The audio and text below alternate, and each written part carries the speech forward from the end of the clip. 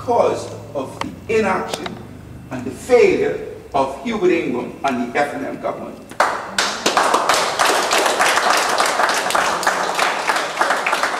Ladies and gentlemen, the unvarnished truth is that the Christie administration approved the transfer of Crown land at Snake Key to BDC. The records today, it approved it.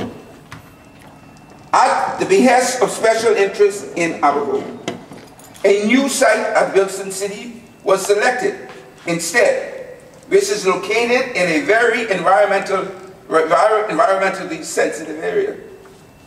The fuel will be transported overland, further adding to the operational cost. The PRB government approved the use of diesel fuel. Let me repeat this again. We approved the use of diesel fuel for environmental reasons, and it was the F&M who changed the fuel to bunker C. It was the F&M government, and they came to you all with all this hullabaloo, etc., etc. They knew that the engines could either use diesel or bunker C. They knew that. But instead, they put up a big fight. I know from experience as minister and also as former BEC chairman that if you're using bunker C fuel, you must have some very, very tall stacks so that what comes from the engines doesn't descend back down for you to take into your bodies because of the potential for cancer.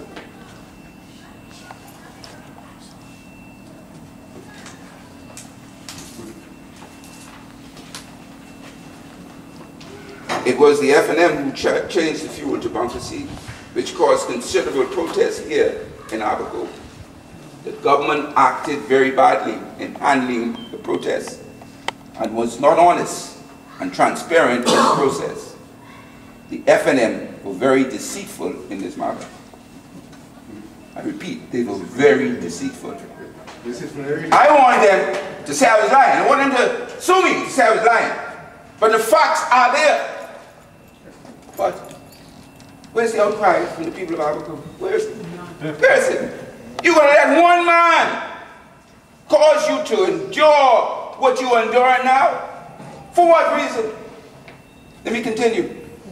I am told that South Abaco, Edison Key, and Earl DeVoe played a significant role in accommodating the requests of the special interest group. Can anyone tell me who owns the restaurant Mangoes here in Marsh Harbor? And his interest in the land in Snake Key? Can anyone tell me? Is anyone interested in knowing the interest and why they changed the site from Snake Key to Wilson City? Are you prepared to go and demonstrate as to why they did it? Hold on, brother. Settle on.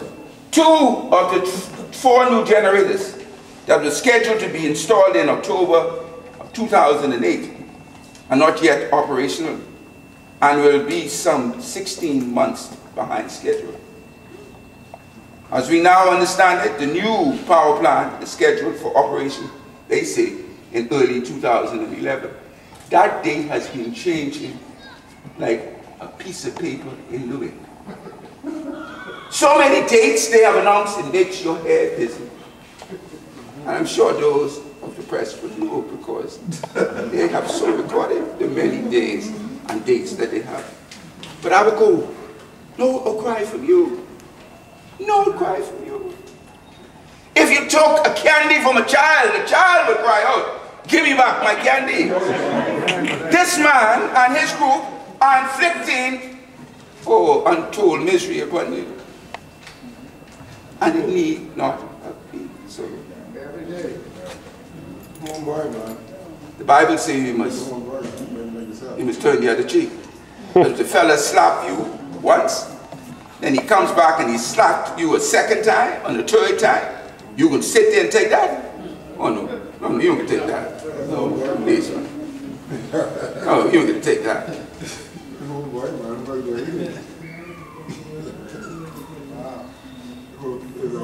In the meantime, the residents of Marsh Harbor will continue to suffer from blackouts as the government has acknowledged that BEC is broke. BEC is broke. So broke that many of the suppliers no longer provide credit to BEC. I am told that BEC suppliers of ink cartridges have cut off their supply to BEC. And guess what? BEC is now purchasing ink cartridges out of petty cash one at a time. Big corporation like that. They ain't write no checks, so they don't need much of ink. You can't write no checks. Hey, it's the Ministry of Works too. Ladies and gentlemen, not only is BEC broke, but it's the policies of Hubert Ingram and the F&M that has caused BEC to be in the condition they're in. They've also caused the country to be in the serious state that we are in today. The people of Abaco and visitors have suffered during the summer of 2009 and continue to suffer greatly from power outages on a daily basis. Thanks to a visionless and heartless F&M government. Stories of visitors cutting short their visit to Abaco can be seen on the World Wide Web. I wish to share with you a message I received on Facebook from a concerned Abaco resident, which reads as follows, quote, "We are without power at least 3 to 4 times a day, and sometimes for hours at a time. The new plan? I'm not sure about that. We were told April, then June, now they say maybe August. Well, I told you, now I hear the latest is 2011. So it kept moving, the goalpost kept moving and moving and moving. And the writer says, who knows when? It's just really bothers me that most of Abaco has treated Prime Minister Hubert Ingram like a king for years. And now he could care less about what goes on here. That writer is so true. You treat a man like a king and he kick you in the teeth. And you take it. How can you take that? No, that's wrong. We now have tourists cutting their vacation short, the writer continues, and going home or somewhere else. And as you know, the internet is like a gossip channel, and people who haven't come here yet are now thinking twice before planning their vacations to Abaco. I really don't know what is to be done, but whatever it is, it needs to be done quickly. I remember back when we, the PLP, were in government, the people of Abaco would cry if any little thing happened, but now they are just so quiet.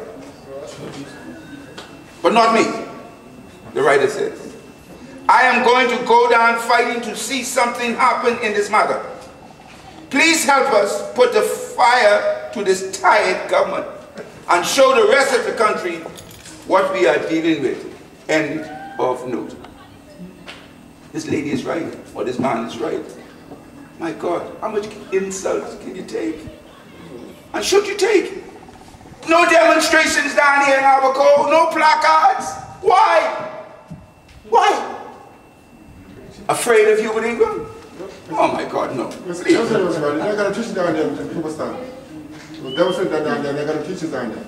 The Prime Minister's constituency is home. Ladies and gentlemen, I issued an important press statement on June the 29th, and I want to share it with you, on the current state of the Bahamas Electricity Corporation, under the heading, F&M destructive policies have crippled the Bahamas Electricity Corporation. The statement reads, on September 17, 2003, the then Minister of Works, who's yours truly, announced that in the Honorable House of Assembly, an unprecedented reduction in the Bahamas Electricity Corporation basic rates across the board, which became effective October the 1st of 2003. The announcement was well received around the Bahamas and indeed here in Abaco. The F&M party welcomed the newly announced rates, but was quick to claim that this dividend was made possible only by the stewardship provided to the corporation during the F&M 2 consecutive terms in office. That's what they said. They were laying claim